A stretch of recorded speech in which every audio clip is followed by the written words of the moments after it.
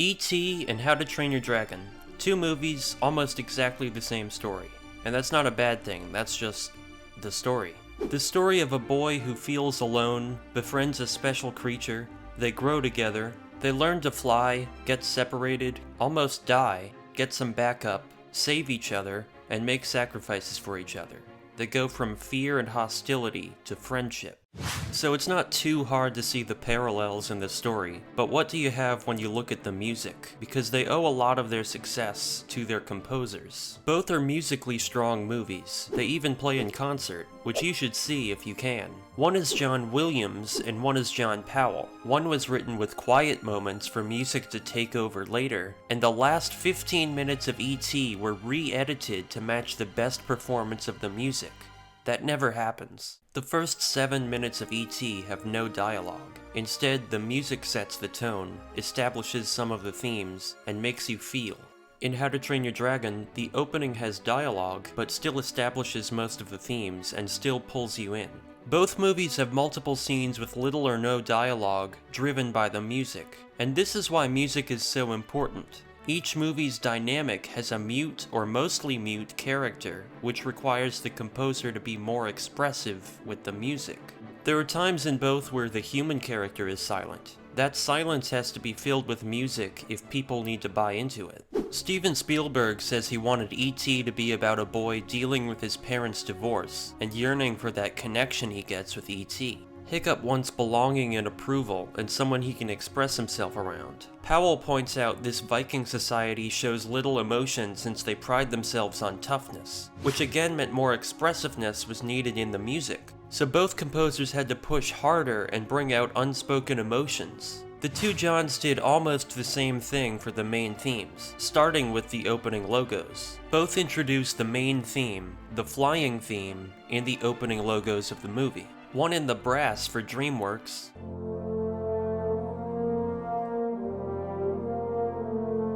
and a re-release of E.T. worked the flying theme into the Universal fanfare.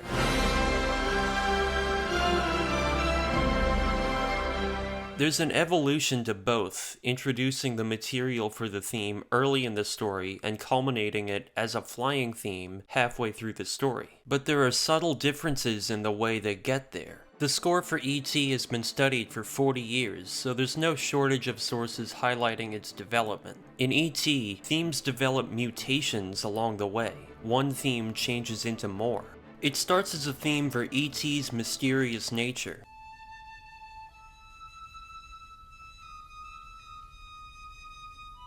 Then as the story progresses and E.T. meets Elliot, the beginning is the same, but the ending goes in a new direction. This is the friendship theme, and it appears many times from here until the end of the movie.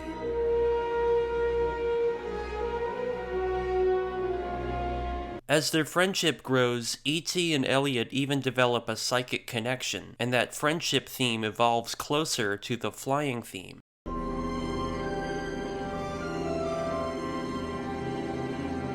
John Williams wrote it this way so that by the time we get to the flying scene, the theme has been foreshadowed enough that it's familiar. It hasn't been stable on its own yet, so when they take off it's more satisfying. It's reached what it's been building to, the flying theme.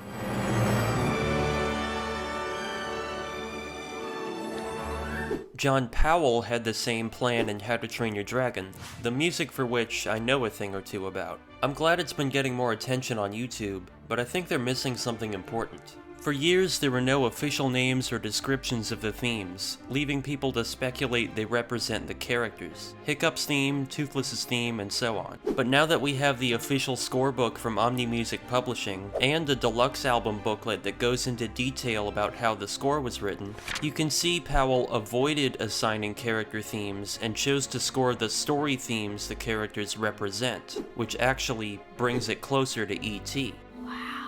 I think it's more impactful this way. Powell decided not to use the music for something surface level like who's on screen now. It's more about what's happening in the story, different ideologies, and so on. There's room for interpretation in the score, but the themes were intended to underscore what is happening in the story, and aren't limited to a particular character, which I'll get to later. This is what Powell calls the flying ostinato. An ostinato being a melody that repeats. He wrote it for Test Drive to capture that feeling of flying. Because it's an ostinato, it can play on top of the flying theme he wrote.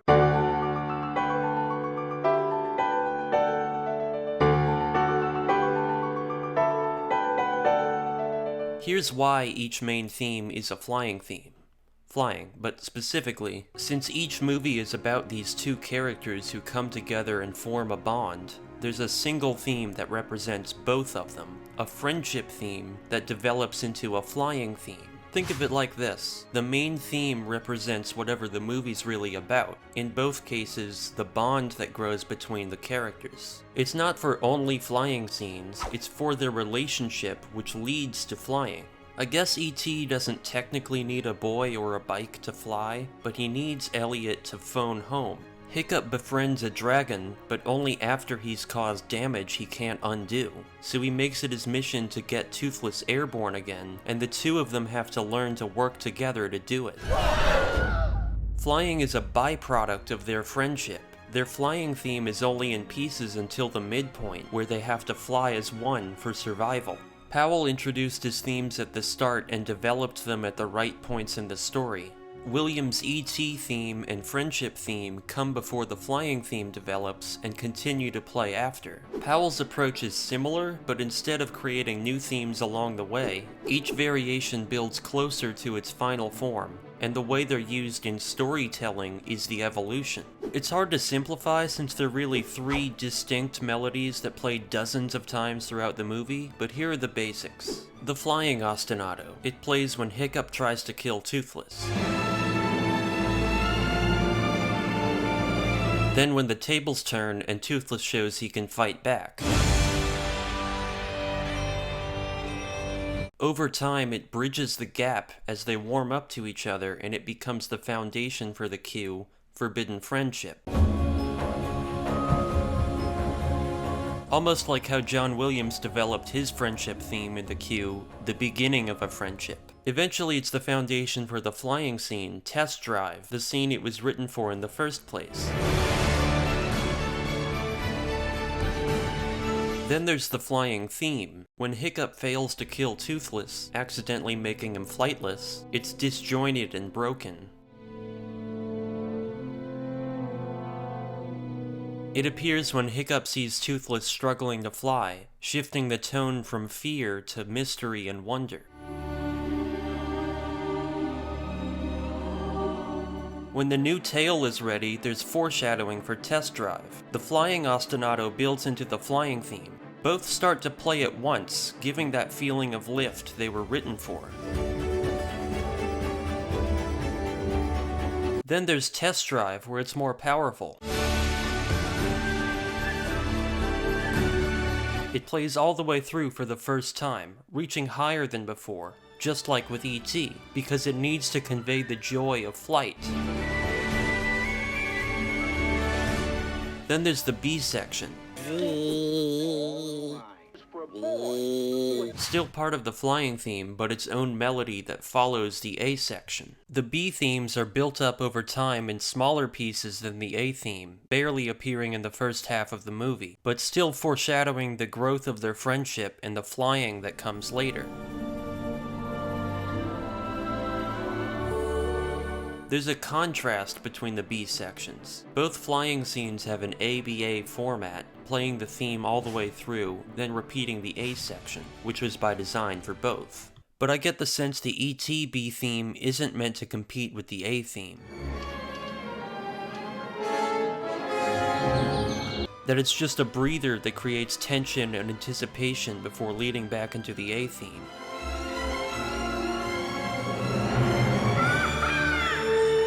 But Powell's B theme was meant to be at least as strong as the A theme. with a satisfying end on its own. But it's the other way around for the emotional scenes towards the end. Powell's full flying theme is reduced to its very simplest form on solo piano.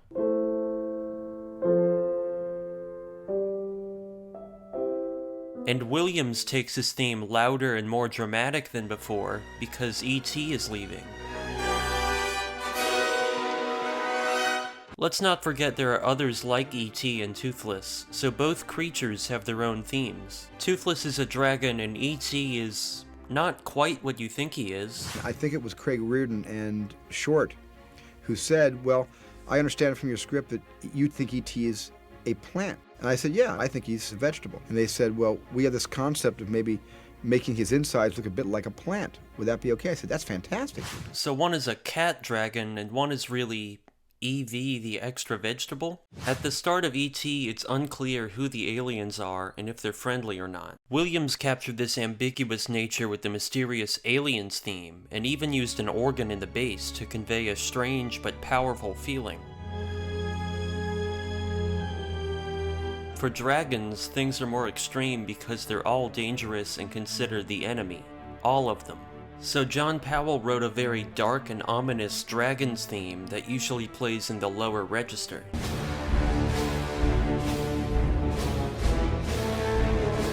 But because the movie is about a boy befriending a dragon and learning there's another side to things, Powell doesn't leave this theme so one-sided. There's a moment where some smaller dragons warm up to Hiccup, so Powell turned the Dragons theme into something light and quirky. And since this moment shows Toothless isn't the only dragon with a friendlier side, and the flying theme represents that compassion and understanding, Powell ends the sequence with the flying theme.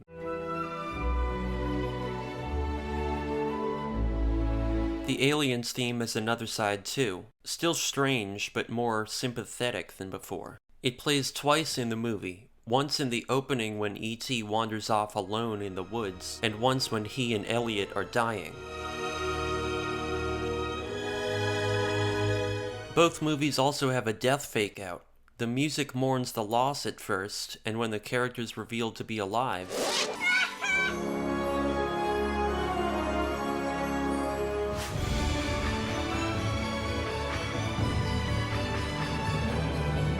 pretty soon, this leads to a sacrifice, which is where the parallels start to diverge. Elliot has to let E.T. go, and Hiccup gives what he took from Toothless. They lean on each other now.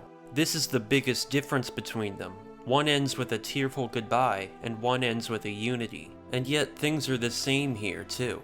To no surprise, unless you're just not following this video, the composers reprised the flying theme for the final scene. A theme that started in pieces and came together with the story to become the main theme. The endings are opposite, but the story is the same. It's not just about playing the main theme again, it's the story. John Williams refers to the flying theme as a sort of love theme connecting the two characters, and I think the same goes for John Powell's theme too. They all fly off at the end, and together or separate, in both cases it's their theme, and it's a celebration of what they've accomplished.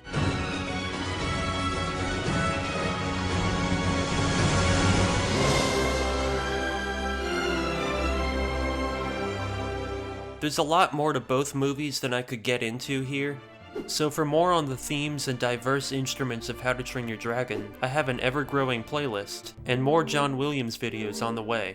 So please like the video so I know you liked it, and enjoy some premature celebrations. We made it!